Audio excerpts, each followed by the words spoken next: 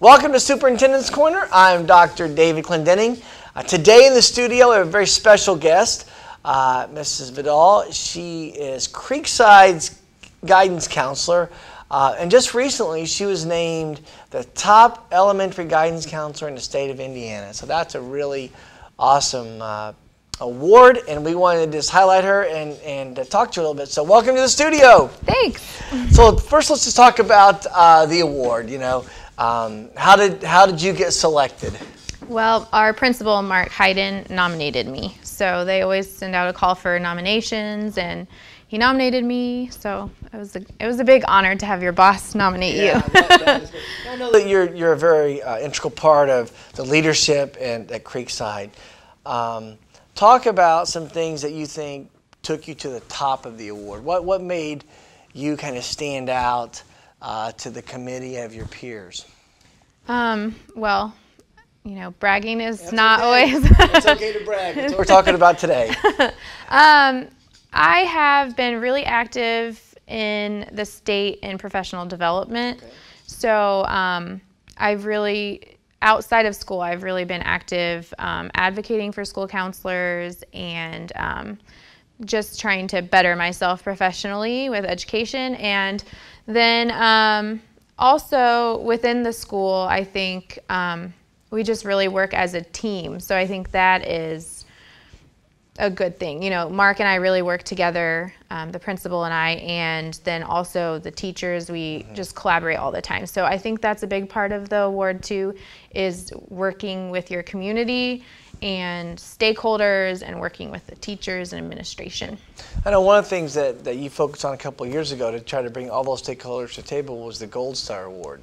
And I know that you were selected, Creekside was selected as a recipient of that, and then moved on to the national with the RAMP award. Talk a little bit about how do you get people involved at the elementary level in guidance and career to help kids? Well, it's really, Gold Star is great because it forced us to really work together as a community, and I think people are interested in it because what our guidance program tries to do is to help students make good choices. And so everyone's interested in that because if they're making better choices, they're doing better in the classroom, they're learning more, makes it better for parents at home, they're better citizens in Franklin. So I think there's a buy-in there because we focus so much on how to get them to be well-rounded little people. When we think of guidance counselors, and I know that when I get to talk to people, they think a lot of times that you might just deal with the kid that's crying all day, but that's really not your job. Yeah. Walk us through a typiple day in the life of an elementary counselor. It's exciting. There's no typical day. Every day is very different.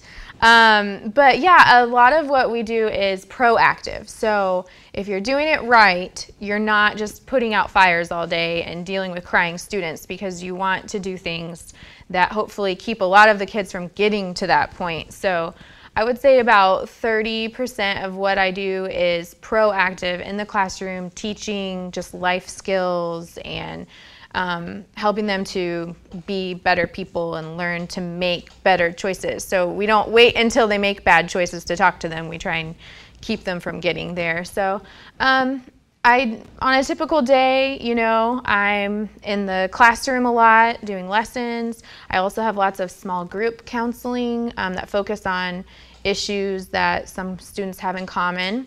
So I'm usually eating lunch with students. I don't eat lunch in the teacher's lounge or you know, at my desk. I'm usually eating with kids, or I'm out in the hallways, or talking to parents on the phone, or talking to community members and making phone calls. So I like it. That's why I like my job, because it's not boring. It's different all day long, and I have a short attention span, so it's good for me. Well, that's great. And I think that was also one of the reasons why you stood out as an outstanding counselor for your peers, of all the different things you do to make it a proactive.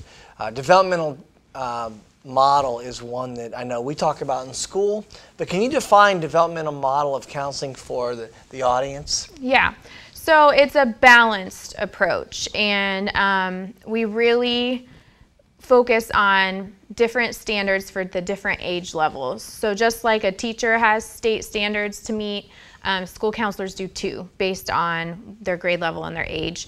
And so that's where that proactive part comes in. So it should be about 30% of proactive and teaching them those developmental level skills, life skills. We talk about personal, social, we talk about academic skills, and then we talk about career and college readiness.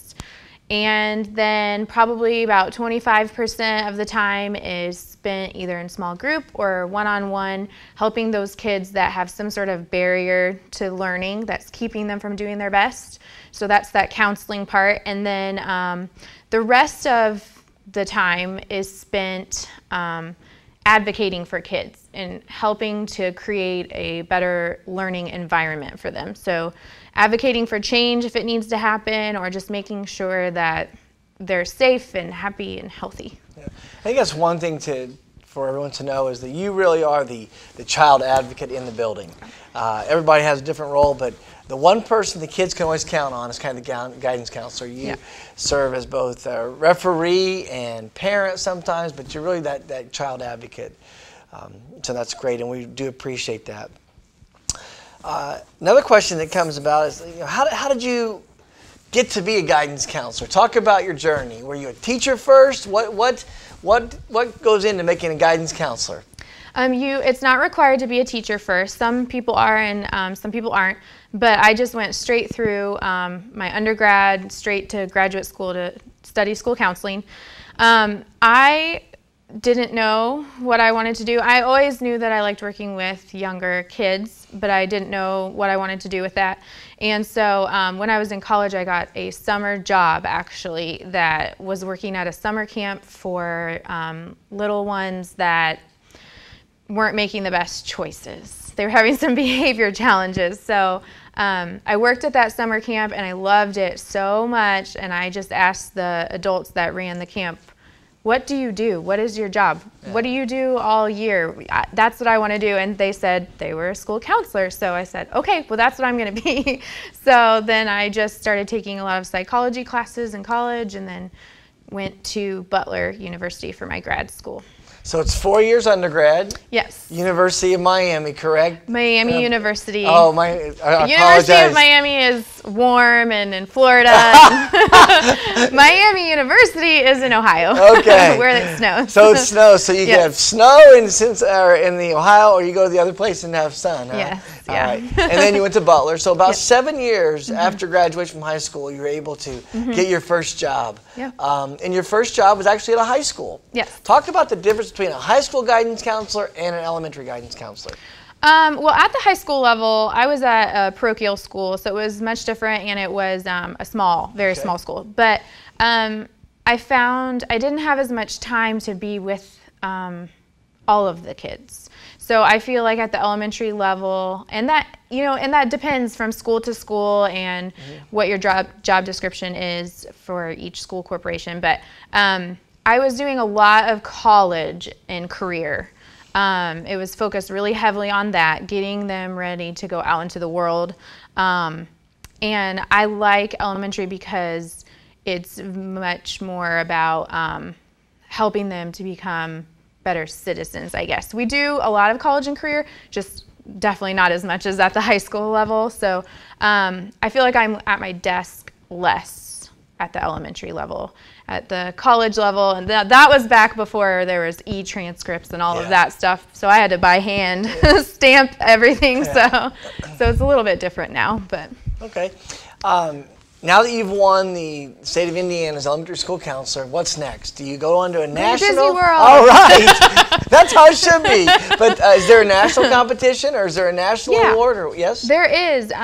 So ASCA, the American School Counselor Association, then they ask states to send an application. I don't know if they just pick one or all three. There's an elementary, middle, and high school winner at the state for Indiana. And then they ask us to select people to send our application on for the national competition, which of course is a lot more competitive. Yeah. So they just announced the winner for this year from people who won at the state level last year. So around this time next year, we'll find out if Indiana has the winner. All right. So. Well, we hope it comes from Creekside Elementary. Yeah. That would be awesome. Well, as we get ready to wrap up, what's some advice that you would give to students about your job or your career, and also to parents? Well, I think Franklin's very lucky because Franklin really gets it and educates the whole child. And so I don't know if this is as much of an issue, but when I was in high school, I didn't realize that I could go to my counselor for things.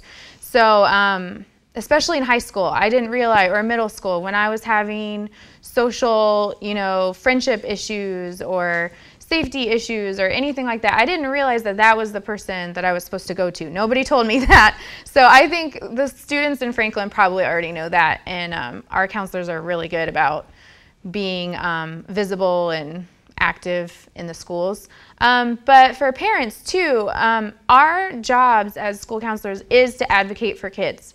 That is our job, and we have to remind ourselves that all the time, because we do work with our colleagues, with adults, but our job is to advocate for the students, and sometimes that is tough and it puts us in compromising situations with our coworkers. But if you feel like you need help or you need someone to advocate on your behalf, then your school counselor is the one to go to. So find someone that you feel comfortable with and you connect with if you have more than one counselor. Outstanding advice. In Franklin, we have 5 guiding principles: individual student growth, leadership, communication, trust, and continuous improvement. And obviously, if we look at your job, you encompass all those about thinking about yourself. But the one today I want to highlight is leadership. Obviously, you are an outstanding leader, and the state recognized that. So on behalf of all the students at Creekside and Franklin Schools and the school board and myself, congratulations. It's great to have the Elementary School Counselor of the Year in our district. Thank you very much. If you'd like to learn more about Creekside program or being a guidance counselor, contact Mrs. Vidal at Creekside or Central Office. Deb Nally is the Assistant Superintendent Director in charge of guidance counselors, and she'd be more than happy to help as well. With that, you've been watching Superintendent's Corner. Thank you, Mrs. Vidal. Thank you. Everyone, have a great day.